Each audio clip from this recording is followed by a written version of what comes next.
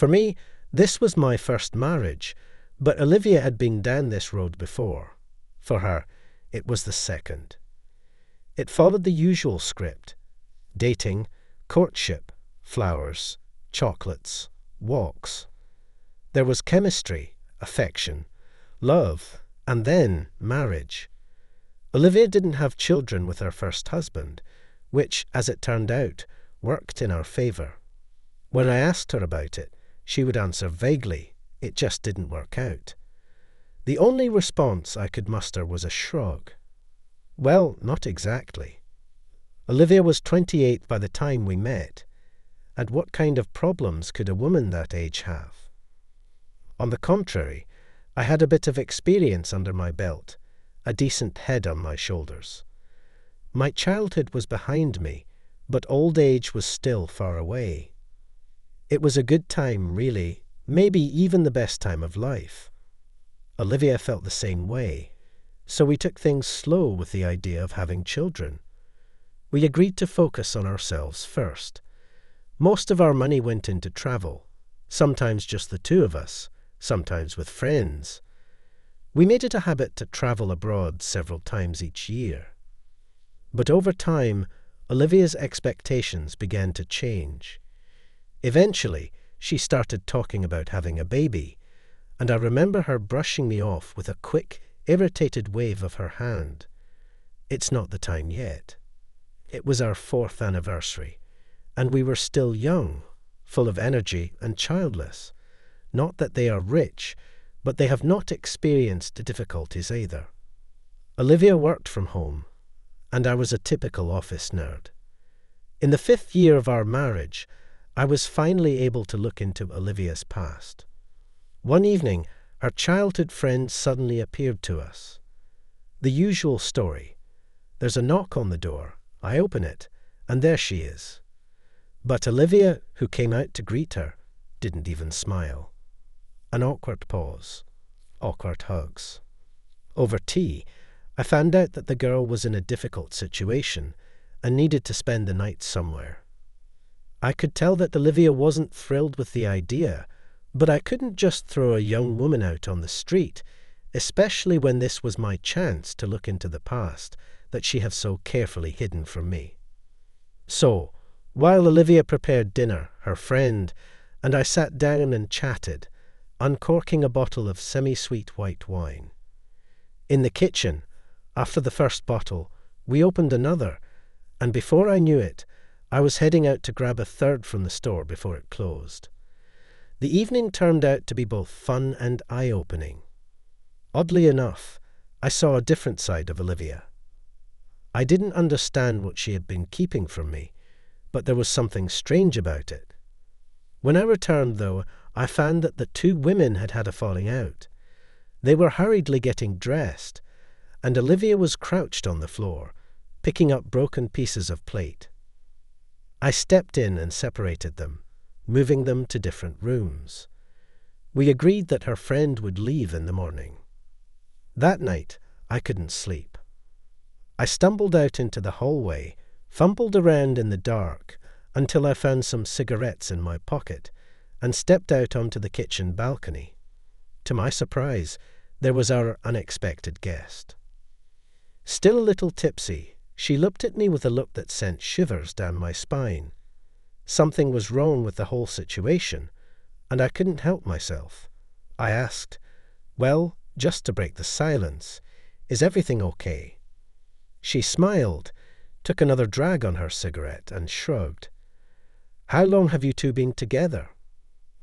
I replied, "We've been married for 4 years, almost 6 together." "So you're an experienced dear, right?" I didn't understand. "Aren't you afraid that history might repeat itself?" "You don't understand, did you?" I was almost furious, but she continued. She was already married and got pregnant once. She had a late-term abortion and then left her husband for you. The girl poked me in the chest, not too hard, but enough to get my attention. "I thought you knew." "What did I know?"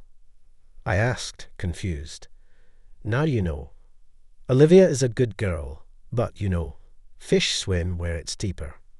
She was always looking for a better catch. It looks like she found it. But she's not in a hurry to brag.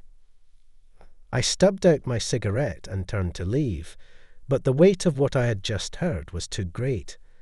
I needed to process it, but the words kept ringing in my head. The phrase, carelessly dropped with the click of a lighter, hung in the cold air. I stopped dead in my tracks. "Why did you and Olivia quarrel?" I asked, feeling like I needed more clarity. "It was because of that, while you were away," she said, her eyes locking onto mine. "It was about Olivia's ex-husband, who was my brother. I came to tell her that my brother had passed away and left her the cottage in his will. But I think it's unfair. She should give it up." The girl paused, not taking her eyes off me, and then said, "They broke up because of you, because of the abortion. My brother found out about your affair and demanded a paternity test. Olivia decided that. Well, she solved it the hard way. She was watching me, waiting for the realization to hit. And when it did, it hit like a brick. The baby could have been mine. You need to leave by dawn," I said, my voice shaking. "Of course," she replied with a smile, putting out her cigarette before slipping past me and disappearing out the balcony door. I wasn't sure what to feel. If what I had just heard was true, how long had I been living a lie? Could we ever rebuild what we had? I spent the rest of the night on the kitchen couch, wide awake. My thoughts were too loud for sleep to find me. By the time morning came, my head was pounding. The girl from Olivia's past left before the sun came up. She apologized, slapped me on the shoulder, and walked out. The whole situation felt surreal.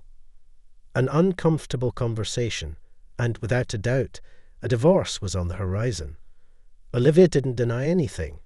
She listened in silence, her tears the only answer she gave. I asked questions, but got no real response. It was as if I was talking to a statue, not a living person.